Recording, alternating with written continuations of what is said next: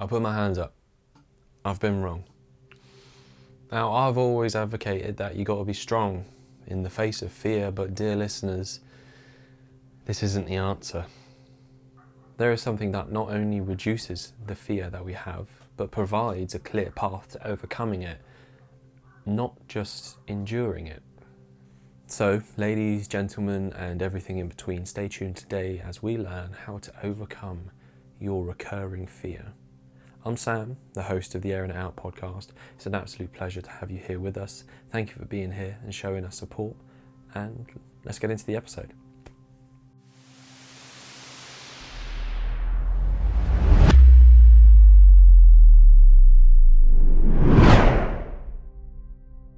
Now, before we do, if you could give us a like, a favourite, and a subscribe, that would be incredibly helpful. It helps us get this out to more people, and it helps the platforms that we produce on show us that, oh, okay, people are actually tuning into this. So if you give us one of those, but tell you what, a share would be the best thing that you could do for us. I mean, we have Buy Me a Coffee, so you could financially contribute, but a share is worth more than that to us. So whatever you can do, however you can do it, please get involved and help us keep this ball rolling. Thank you, we love you, thank you for being here, we're very grateful for you. Moving on to the video. We've all been there, stood before the moment that you're dreading, that you know you'll inevitably have to face, but you'll have to do so with courage and a reasonable amount of discomfort. It could be before a sporting event, it could be before a presentation or a meeting. You might be about to meet that one person, maybe for the first time or for the last time. It could be a test, an exam, or you could be at the foot of a mountain, whether that's a literal one or a metaphorical one. The circumstances are highly individual, but the fear is something that we all know. The nerves, the waiting, the what ifs, that feeling in your stomach and your racing thoughts. We know that feeling, wherever we might find it. Often our chosen response is to be strong in the face of this fear. We want to show up for ourselves and prove that we can endure this, we can get through this to the other side. Men are taught this from a young age. Words like strong, tough, and endure become words that we aspire to embody and ideals that we look towards becoming. We learn that if we can be tough, strong, and endure and get through to the other side of this, then we can succeed. But why is it then, when we're in that exact same situation next time, that same fear is there as well, just as it was before? What we're talking about today is how you can set yourself free from that fear. When we tell ourselves to be strong in that moment, we raise up our walls and we're like a bull fueled by determination. Strength will see you through, sure, but you've only hardened yourself in that present instance. You've proved you can do it, but you haven't shifted that fear.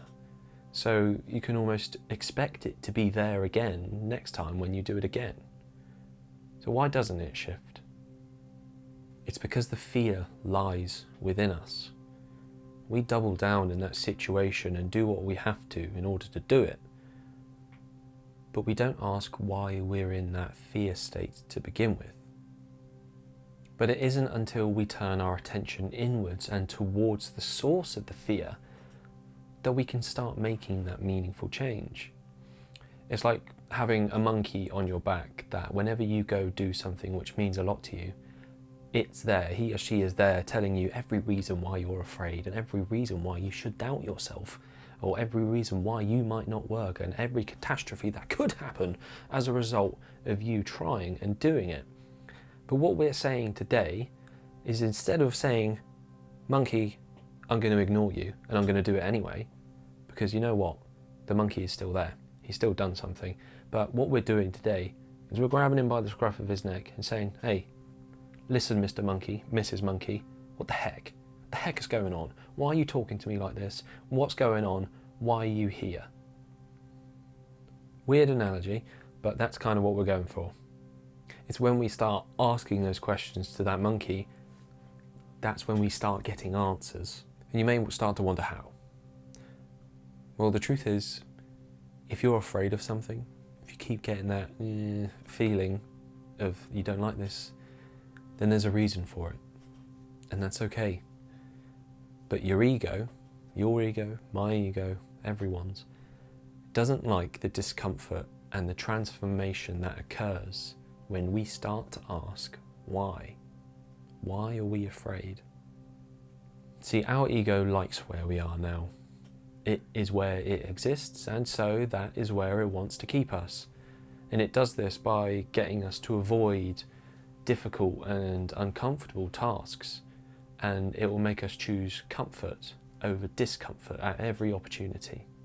Because what happens when we do things that are uncomfortable or that we're afraid of, what that means is that we have to relinquish our present ego in order to make way for something new, something better, and make way for growth.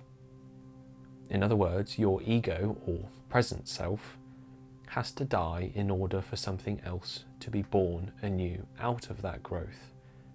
And this is what we call transformation. And in the philosophy of Carl Jung, this ego is often referred to as the shadow self. Now, I've mentioned numerous times Friedrich Nietzsche, but he has something which I find fascinating, but it's another way of perhaps making this concept sound a little bit more digestible. So a little bit of context for this quote is that the people that he referred to are parts of your ego. So, as Jung would say, parts of your shadow. And it goes as so. But the worst enemy you can meet will always be yourself. You lie in wait for yourself in the caverns and forests. Lonely one, you are going the way to yourself. And your way goes past yourself and past your 7 devils. You will be heretic to yourself, and witch, and soothsayer, and fool, and doubter, and unholy one, and villain. And this is the part which I wanted to share with you. You must be ready to burn yourself in your own flame. How could you become new if you had not first become ashes?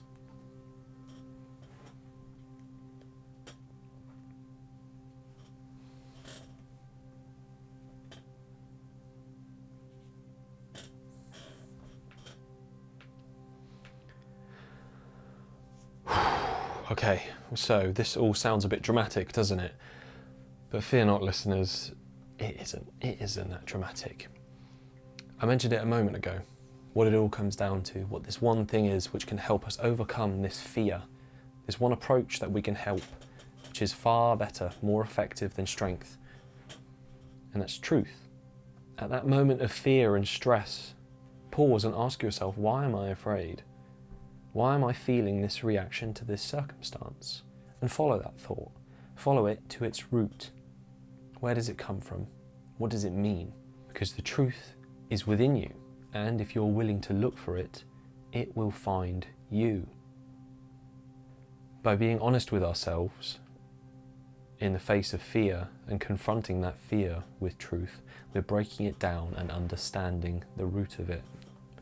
And the thing is, when you do, you don't only lift the veil of that fear and break it down and make it more human and make it more digestible, but when you do, often when you have that truth, you're provided with a solution or an answer, and in my experience, it's not as complicated of an answer as you may expect. Now this brings new meaning to the quote from Rosa Parks. Knowing what must be done does away with fear. We overcome our fear by meeting it with truth and being honest with ourselves. Strength only masks that fear. It's a quick remedy. We endure through it, but nothing changes. Your truth lies behind what you're afraid of, but you must have the courage to look. But if you do, you will learn the key to setting yourself free from that fear. Okay. That's the end of the episode. Wowee. I hope you understood that. I hope it landed with you. This was a really interesting one for me to write, and I really enjoyed writing it.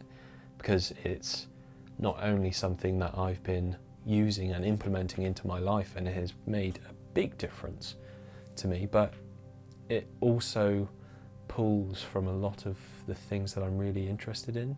I really like philosophy, and I really like learning from Carl Jung and Friedrich Nietzsche, and so this was really interesting to me. I think my main antagonist of the podcast will be fear. It's probably the main antagonist of my life, the underscoring trait. So this was good. It felt like I was scratching my own itch, and I was really interested and really enjoyed writing this one. So I really do hope that you gain something from it.